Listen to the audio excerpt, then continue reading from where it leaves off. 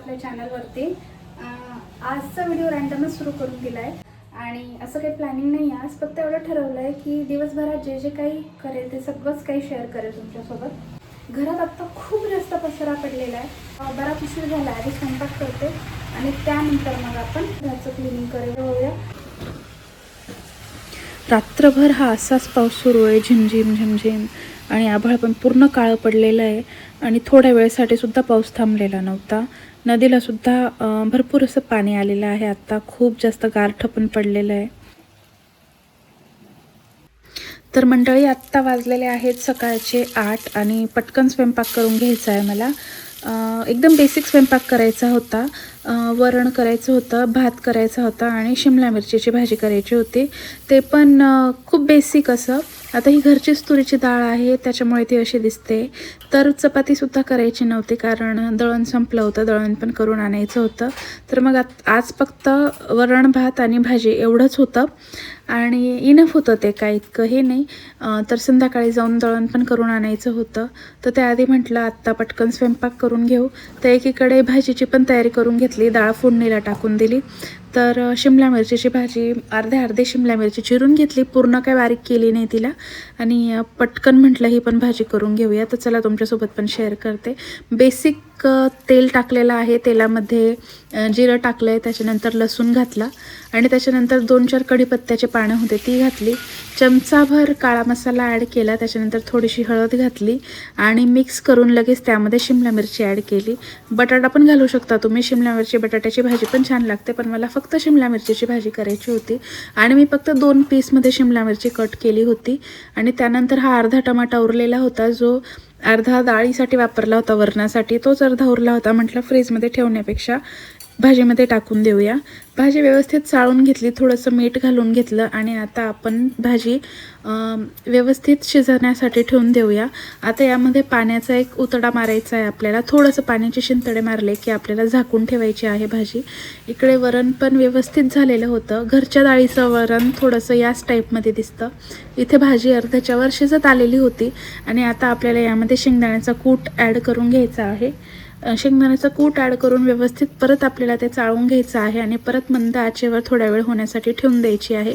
तर आत्ता ही भाजी आपली रेडी झालेली आहे. पूर्ण स्वयंपाक झाला, यांचा चहा पाणी झाला आणि हे जॉबला गेले आणि त्याच्यानंतर मी माझी बाकीची कामं आवरून घेतली आणि त्यानंतर ताट वाढून आधी जेवण करून घेतलं. तर स्वयंपाक झाला, आत्ता जेवण पण झाली. आता भांडी घासून घेते आधी आणि मग माझं सगळं आवरायला घेते. पडदे पण काढायचे होते आज, पण आज काही शक्य वाटत नाही कारण वातावरण दिसतंय पावसाचं. चला आवरते पटापटा. कोणतंही एक्स्ट्राचं काम करायचं म्हटलं तर रोजची जी कामं आहेत ती डावलून चालत नाही.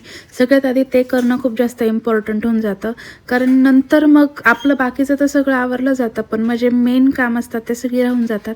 त्यामुळे किचन ओटा वगैरे पुसून घेतला, भांडी पण सगळी घासून घेतली आणि मग म्हटलं आता आपण बाकीचं आवरायला निवांत असू. लाईट तर सतत ये जा करत होती आणि त्यामध्ये एक प्रॉब्लेम असा होत होता की कंटिन्यू मी जेव्हा शूटिंग करायला घेत होते, जे काही व्हिडिओ बनवायला घेत होते, त्यामध्ये कंटिन्यू येत होतं फोनमध्ये की युअर आयफोन स्टोरेज इज फुल, आणि आयक्लाउडमधले पण सगळा डेटा डिलीट केला तरीसुद्धा पुन्हा पुन्हा तेच येत होतं. कळतच नव्हतं काय करावं. कसं तरी मॅनेज करून थोडं शूट केलं आणि आता हे जे काही दाखवते मी तुम्हाला फास्ट फॉरवर्डमध्येच दाखवते, कारण जर एकदम हळू दाखवलं तर तुम्हाला खूप जास्त बोर होईल, त्यामुळे फास्ट दाखवते. तर आत्ता मी तुम्हाला जो काही व्हिडिओ दाखवते तो फास्ट फॉर्ममध्ये दाखवते, कारण जर हळूहळू दाखवला तर ते खूप बोर होईल, तुम्हाला बघायलाही आवडणार नाही, आणि थोडा फास्ट व्हिडिओ असला तर तो सॅटिस्फाईंग पण वाटतो बघायला. सर्फचं पाणी केलं होतं आणि व्यवस्थित आधी घासणीने घासून घेतलं, कारण थोडंसं चिकट व्हायला झालं होतं, कारण किचनची फोडणी वगैरे जात असेल तर थोडंसं चिकट झालंच होतं. तर त्यामुळे ते घासणीने साफ करून आवरून घेतलं. त्यानंतर इथे या रूमची जी खिडकी होती हिच्यावर पण एवढी काही धूळ नव्हती, पण म्हटलं हिच्यावर पण एक कपडा मारून घ्यावा.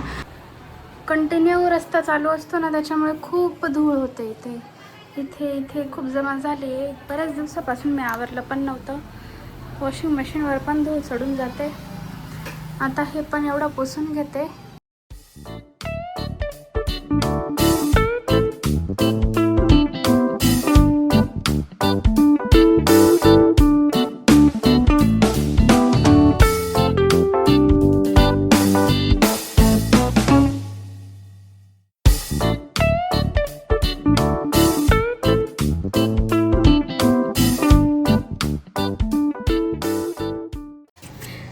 मी ते ड्रेसिंग टेबल आणि कपड्यांचं कपाट आवरत होती आणि इकडे गेली मी आवरायला. म्हटलं आता इकडचं पण मिरर साफ करू. तिथे अचानक पायावरून काहीतरी गेलं माझ्या.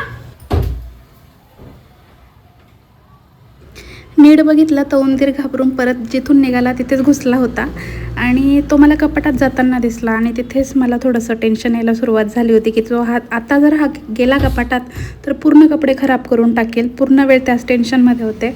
पण म्हटलं ते नाही आवरू शकत मी आता. मला खूप भीती वाटत होती. म्हटलं आता आपण इकडचं आवरून घेऊ आणि नंतर बघू कपाटाकडे. नंतर काठी वगैरे काढून काहीतरी करून काढला जाईल उंदीर बाहेर. तर म्हटलं आत्ता बाकीचं आधी आवरून घेते. तर पलंग पण साफ करून घेतला, नवीन बेडशीट अंथरून घेतली आणि जेव्हा कपाट उघडलं त्यावेळी असं काही खूप नुकसान झालं असं वाटलं नाही.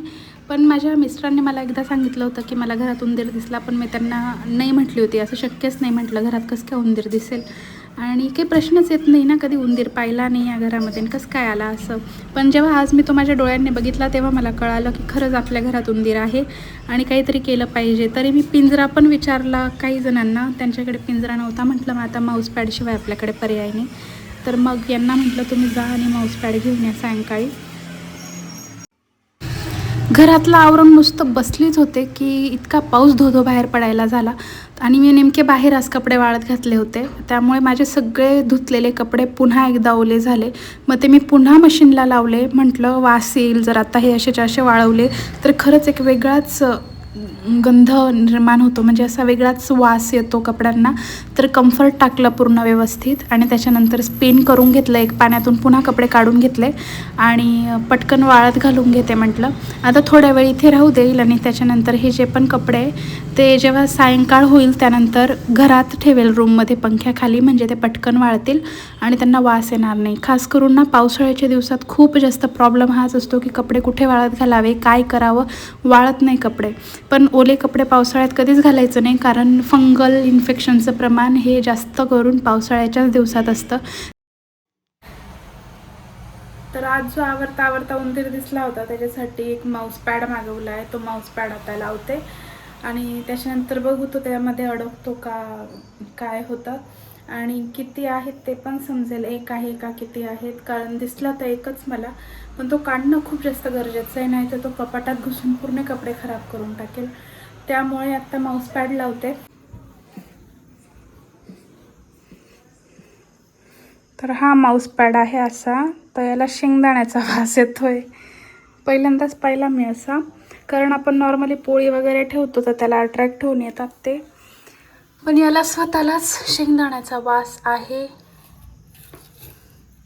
असं काहीसं आहे ते. इथे लावते म्हणजे तो इथून इथे अडकेल.